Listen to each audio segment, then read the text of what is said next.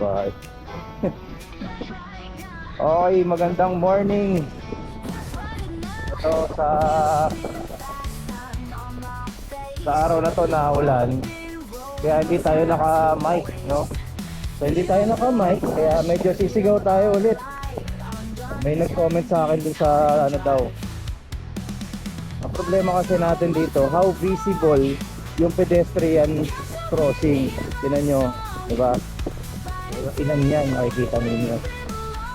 Kasi kahapon, nung nakaraan, meron tatawid na hindi nakatingin. Diba? Teka lang, teka tayo. Mahirap puminto eh, diba? Overheat tong sa pansya. Ito yung ulan. Okay, so topic natin ngayon ay ganyan, troubleshooting. So ganun, tama yung ginagawa ni Kuya. Babasahin niya muna yung radiator bago niya buksan. Okay, so eto, napapansin ko lang, no? May mga nagtatanong kasi sa social media, laging takbuhan nila ang social media na may post na matagal niya nang gamit yung kotse niya, tapos yung gulong nakatapak ng pako o screw. So ang tanong niya, paano po kaya to? 8 months, parang ganon, 8 o 10 months ko nang gamit.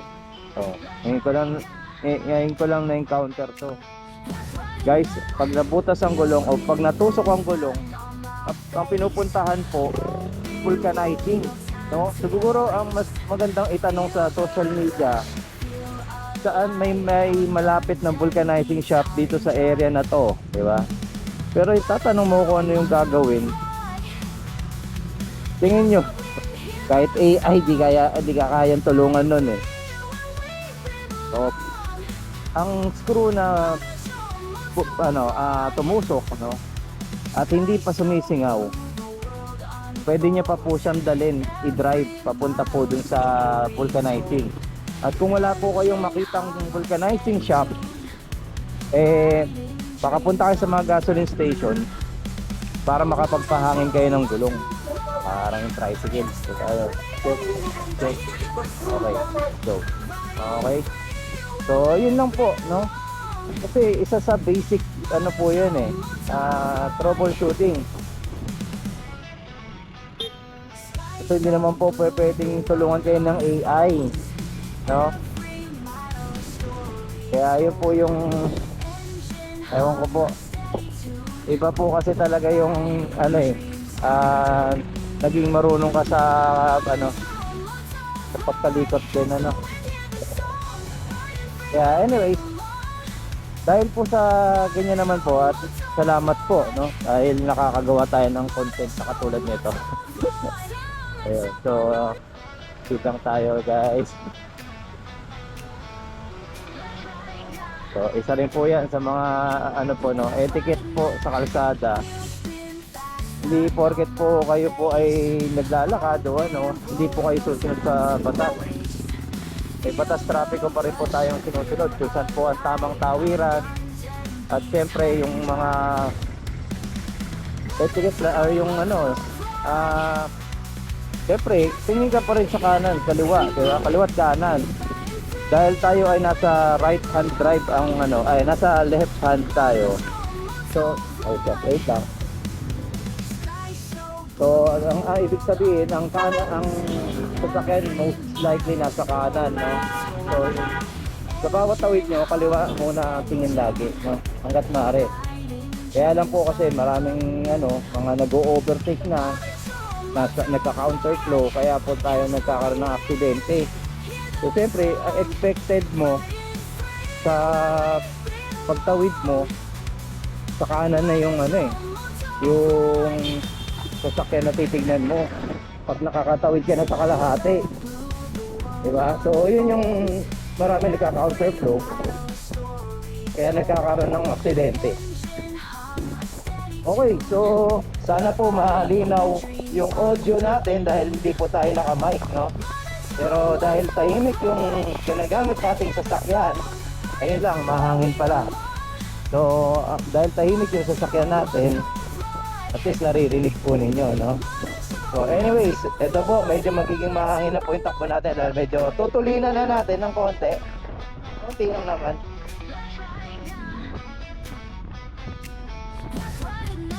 Dati naman tayong ganito, sumisigaw. Kaya lang mas malapit kasi yung mic dati. Ay, tama ba? Dahil mas malapit pala to dahil ano, nakasupsup sa bibig ko halos eh. Yung helmet. Si ate, nilabas niya pa rin yung buhok niya. So mababasa yung buhok niya pagkabol. Diba? Okay, so Mindanao, bigyan na tayo. Una po. Ayan po. Ayaw nyo magbigay. Sorry, sa pag-bigyan. Tuloy. Ito po talaga problema ng mga nakamotor, no? Ang ulan. Hindi naman problema. Challenge. Kasi po, ano eh, pagka baba mo sa parking, magpapatuyo ka, kahit pa paano, mag-aayos ka. Flat gulong yung ano, yung naka-NMAX. Mapipengkong yung mat mo. Natulin pa siya. Shower. Taas ng talkas naman. Ito. Ilyo.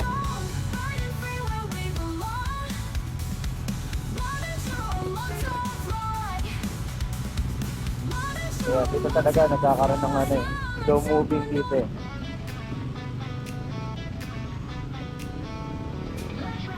Wala.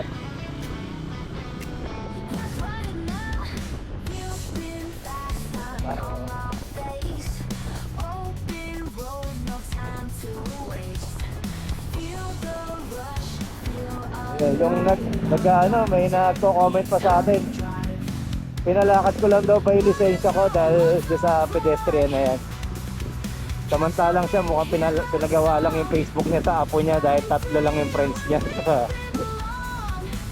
Di ba galing, di ba? Baka pambash lang, gagawa ng account. Thank you sa effort. Okay, tayo. Signal na tayo, pakaliwa. Dahil dapat nandito tayo sa kaliwa na side, no? Dahil tayo po ay kakaliwa. Yun, dandun tayo, saka tayo magpo-cross.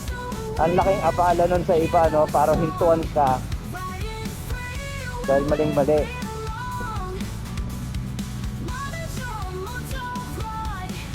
Ganda ng kapote sa kanyo. Sakop lahat eh. Parang base, parang sanggol. Ayun.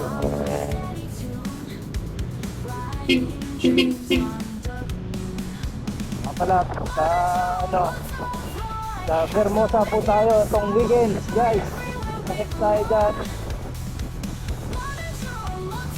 Anong oras pa tayo nandyan? Aga pa lang. Sana po wag umulan, ano. Ako sanang sumingit kaya lang adong nakasagat din yung ano sa cellphone, diba?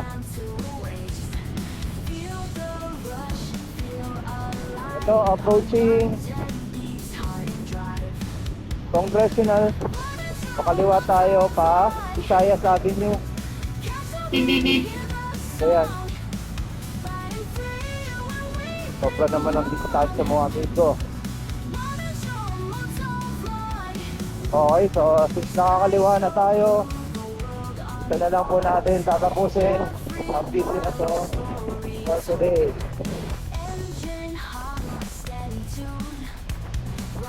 Pag manang mulan, mahina pa. Original Dolores. Dolores pa Dolores. Okay, so ano na tayo? Hanggat maaari, tuloy-tuloy po natin na nakakapag-video tayo gamit natin ang Dynamax. Shoutout sa NXT e-bikes. Reliable. Kita nyo naman. Going 6 months. Wow, 90. Kahapon 82 pa lang yan Oh, inabot na tayo ng ano. Tumaas na siya ng 8 pesos. So yun. So dito na lang po. Maraming salamat. So, okay. Once again, Marvin Chua Motovlog po. Maraming salamat po. Salamat din po sa mga nag-subscribe. Subscribe, okay. Bulol pa, no? Ayos naman.